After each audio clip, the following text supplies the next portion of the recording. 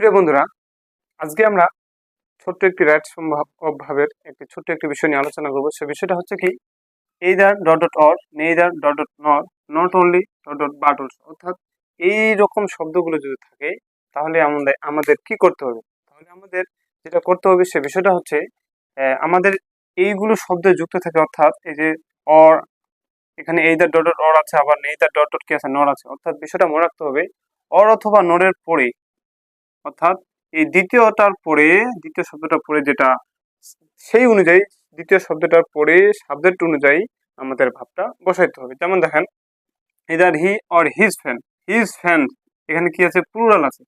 কি আছে? প্লুরাল আছে।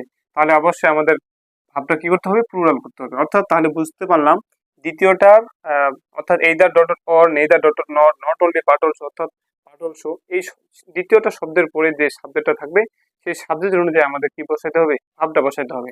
তাহলে হিজ ফ্যান, এটা কি সিঙ্গুলার না প্লুরাল? অবশ্যই এটা প্লুরাল বোঝাচ্ছে।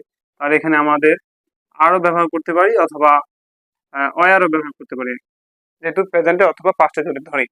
তারপর কি, নেইদার ডট ডট নট, তাহলে নট এখানে হিজ ফ্রেন্ডস তার বন্ধুগুলো, হিজ ফ্রেন্ড তার বন্ধু। তাহলে কি এটাও কি প্লুরাল? এটাও প্লুরাল ছিল, এটাও প্লুরাল ছিল। তাহলে এটা কি হবে? ভাবটা অবশ্যই কি হবে? প্লুরাল হবে। এখন আমাদের অনেকের প্রশ্ন জাগে, তাহলে ভাবের সাথে কি অ্যাজ বাই অ্যাজ থাকলে সিঙ্গুলার না প্লুরাল? মনে রাখতে হবে, ভাবের সাথে যদি অ্যাজ বাই অ্যাজ যুক্ত করি তখন সেটা সিঙ্গুলার হয়, আর যদি ভাবের সাথে অ্যাজ বাই অ্যাজ না যুক্ত করি তখন সেটা প্লুরাল হয়। সুতরাং উত্তর লাইকেই হবে।